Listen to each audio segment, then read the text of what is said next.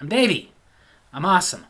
Welcome to Davy's Awesome Movies, where usually I review the styles of movies that I love, the alternative B-rated cult style flicks. This week, I'm doing a special thing, just something a little different. So, those of you who've been watching my channel, especially for the last few years, Halloween, which just ended, I like to review the Universal Monster movies. I'm a big fan of the Universal Monsters. This year, I got through the last of the Universal Monsters. So, before next year, when I get into the Universal Monster films, the little one-off ones, which I will start with next year, the main ones, I thought I'd rank them by how I enjoy those movies. There are 8 of them. Now, I know some of you who've been watching, you'll be like, wait a minute, weren't there 9? What about Jekyll and Hyde? Technically not a Universal Monster, so no, that's not going to be in this one. That was like an honorary one. I'm ranking the original Universal Monsters from worst to best. So, that being said, I hope you enjoy this special Davy's Awesome Movies as we get into this. In at number 8, The Mummy. I would definitely say that's my least favorite of the Universal Monster movies. Probably my least favorite of the Universal Monsters in and of itself. First of all, there was the casting issue of, I get that back then Boris Karloff had just done Frankenstein. It was a huge hit. That was like their go-to guy. But there's just something to be said about the fact that I just don't think he was right as the Mummy. Nothing particularly against Boris Karloff. Not only did I love him as Frankenstein, I loved him later when he was in The Raven with Bela Lugosi, which I'll get to. But I just felt it wasn't right. It was a bad casting choice. We've seen that before. Sometimes great actors are just casted in the wrong roles. Yeah. Not only that, but the movie itself was just kind of one of those that lags on. It got kind of boring. I remember when I was a kid and I first saw The Mummy, I actually fell asleep in the middle of it. And then I got up and was like, well, I gotta see this. I had rented it. So there was a sense of like, I gotta watch this. And I kind of just trailed off and got really bored. I remember in the middle of watching the movie, I went and got some action figures and was just playing with those because I just didn't care that much. Later as an adult, watching them again, I've gotten to the point where I can get through it in one sitting, but it's not one that I ever feel like I really want to watch this. It's good for nostalgic reasons, but had I been around back then, when it wasn't really nostalgic, I probably would have went and seen The Mummy in the theaters, and I would have been good. But like I said, I think it's also just the monster itself. Because thinking about it, the only Mummy movie I can ever say I've ever liked was The Mummy with Brendan Fraser, the first one. The second and third were terrible, second more than the third. And the most recent one with Tom Cruise, whereas I've gone on to say that I don't think it deserves as much hate as it's gotten, I would never sit there and say it's a good movie. But that does kind of raise the conundrum of later, if they ever brought back these Universal Monster movies, leave The Mummy out. I'd say no, don't do that. But try harder. Number 7, The Phantom of the Opera. I talked about it in the review. For more of that, you're going to have to go watch the actual review. But when I first found out that this was one of the Universal Monsters, I was surprised. I'd seen all the other ones. I thought there was only 7. And then a video store clerk was like, no, there's actually 8. The Phantom of the Opera is one. I watched it back then. And if you had asked me back then, around that point I was probably a preteen, I think, I would have told you that this was the worst one. I didn't fall asleep, but I was bored. I didn't like it. As an adult watching it later, I've come to appreciate it more. At this point, I wouldn't say I don't like it, but I would say, like, probably personally for me, I'm not an opera fan. I don't like opera music. If you like opera music, good for you, but I don't understand it. But it doesn't bother me like it did when I was a kid. Kind of like when the, I would say, best version of Phantom of the Opera ever came out, the one with Gerard Butler. By that point, there were DVDs. It was a long movie. I didn't get through it in one sitting, but I did get through it, and to an extent, I appreciated it. I liked it.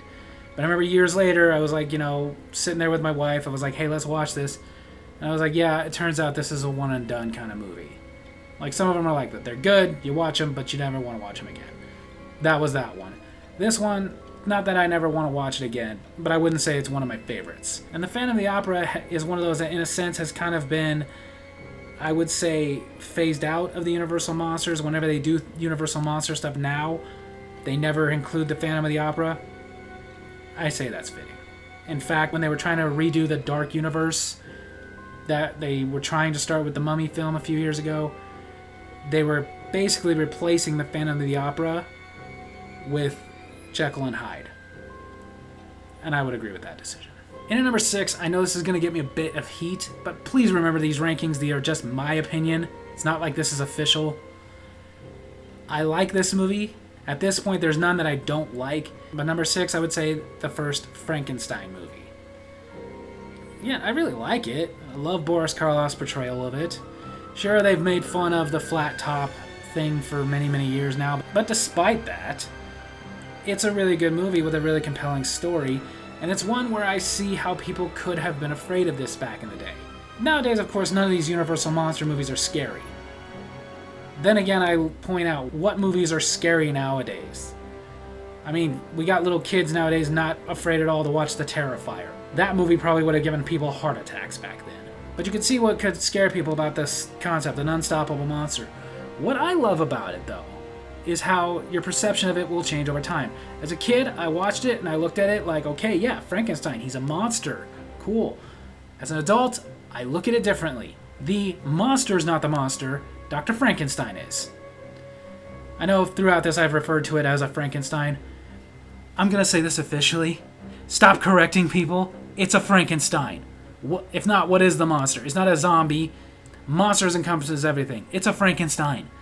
We'll say it's a Frankenstein because it was invented by Dr. Frankenstein. Kind of like, we call it Lou Gehrig's disease because Lou Gehrig was the first one we recognized as having it. Okay? Maybe not be a great distinction, but it is. That rant over, back to the other one. Yeah, you watch it as an adult and you're like, the villain wasn't the monster, it was Dr. Frankenstein. You played God, created something that in the body of a superhuman brute had the mind of a child, and then you took no responsibility for it. And tried to get sympathy. Yeah, no. It's why it's such a compelling story, even to this day. I would say my favorite version of this, though, would not be the original one. It's the Robert De Niro, Mary Shelley's Frankenstein. An updated version, so good. Number 5, The Bride of Frankenstein. This is why I said some people are going to get mad and go, this is blasphemy. Okay, but hear me out. I like the continuing story. I like how the Frankenstein monster progressed, started speaking, started understanding more, made it clear he understands what he is, but still making it very clear he has the mind of a child, which I think any parent could understand why that would make it so riotous. If our little kids, babies, had brains in the body of a brute, that would be bad with the tantrums that kids throw. So that's kind of what this was, a kid who can do some damage. The only issue I had with this movie, probably why it's not higher up in the ranks, is it's a movie called The Bride of Frankenstein. We wait all movie for The Bride of Frankenstein, and she's only in the very last little bit. Kind of reminds me of how disappointed we were over Spider-Man 3. We waited the entire movie for Venom, and got barely any Venom. Then again, we were also just disappointed because of how Topher Grace portrayed Venom. But still, it hurt the movie that the bride wasn't in it more, but it was done well enough to where it didn't completely piss us off. I can't really cite a favorite Bride of Frankenstein movie because I can't think of one they've done since this one. Not off the top of my head, just parodies and stuff like her appearance in Young Frankenstein. But still, in my opinion, it was a great continuing story, and it's one of the few times that, yeah, in my opinion, the sequel was better than the original. Slightly. Number 4, The Creature from the Black Lagoon. The Gillmen, such an interesting character, especially because they call it monsters. In this case, if you think about it, it's not really much of a monster. There's a dynamic of, it's a creature. At one point in the movie, they see its destruction and think it must be a jaguar. Basically kind of what it is, like an animal. Its mission is not to kill you, it just sees you as a threat, so it kills you. Like a jaguar, or a bobcat, or something like that. It's not on a mission to go eradicate mankind, just a simple thing of like, you're around, oh, you're a threat. You get that feeling of it. It was one as a kid I was just very intrigued by. Even my first exposure to Universal monsters in and of themselves, like as a group, was the movie The Monster Squad. One of my favorite movies of all time. And I remember wanting to see more of the Gillman. And being disappointed when I realized that other than the original Universal monster movie, hasn't been much of anything. So I can't really cite another one. Just this one. Earlier this year, it was confirmed that James Wan is going to do a remake to The Creature from the Black Lagoon. Hopefully it's not some CGI fest with no story like most of these end up being, because there's so much potential in this character. Number 3, the one that started it all, Dracula. The original Bela Lugosi, the one that people imitate to this day. Even though at no point in the movie did he ever go, blah, blah, blah. But Bela Lugosi had that accent. He was a Hungarian, so he was able to do it in a way that was so creepy. To me, again, that's just one of the great things about it, is that lost art of storytelling. They're not scaring you by effects. They didn't have any. There was no blood in this one. Actually, there wasn't even fangs. It was just that creepiness of, I am Count Dracula. I mean, granted, I get what actually started was the movie Nosferatu, which they've remade and is supposed to come out this Christmas. But this is the one that really boosted the vampire genre, which I'm happy about. Even as a kid, I wasn't very into horror movies per se. Like a lot of the horror movies I do now, I started watching those as an adult, not as a kid. I didn't really care for them. I didn't really like Freddy or Jason or Michael Myers or any of those things. But I always was intrigued by vampires. My earliest memories, not just the Monster Squad, but vampire movies like my favorite vampire movie, The Lost Boys, or the Fright Night movies, From Dusk Till Dawn, John Carpenter's Vampires, and even what I would say the best Dracula movie being Bram Stoker's Dracula, the one with Gary Oldman, Winona Ryder, and Keanu Reeves. It's Keanu! Yeah, we get it. I say, it's the castle far.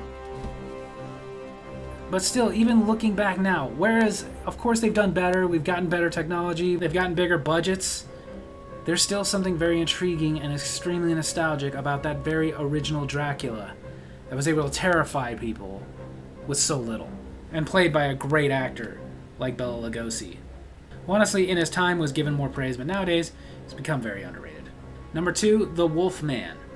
My second favorite of the monster movies themselves, but probably my favorite monster. As much as I like vampires, I also always really loved werewolves.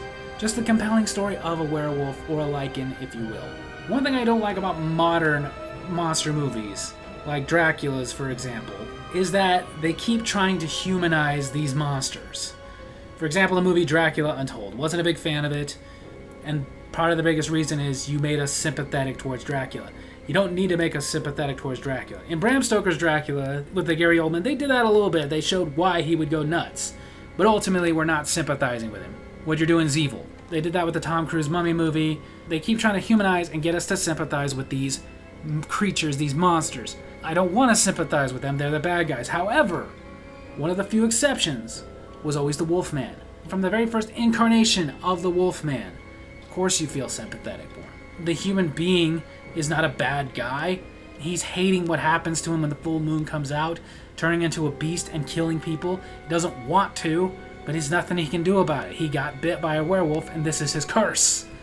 It's that dynamic of, yeah, you feel bad for this person, but you want them to kill the wolf. And heck, as time has gone on, stories have come out. There's been some lichen stories where the Wolfman actually tries to kill himself, but he can't. Literally can't.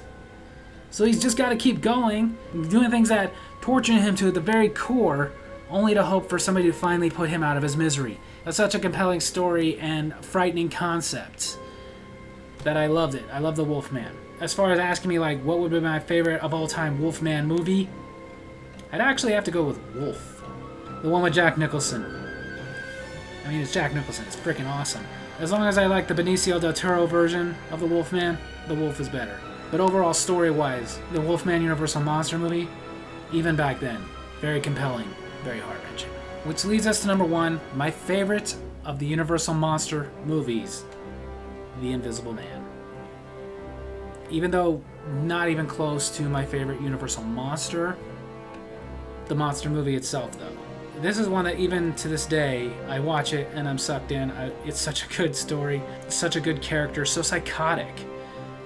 And you get the little bit of sympathy, like I was talking about earlier, because it's a scientist who came up with something and it turned him nuts. But at the same time, you don't really sympathize because of how evil he's being. It also intrigued me more to find out later that Mark Hamill based his Joker off of the Invisible Man. Just somebody who's psychotic, doing psychotic things, and loving every minute of it. This is one where I can't really cite like a favorite since this. This would be my favorite. Because the Invisible Man remake they did a few years ago sucked.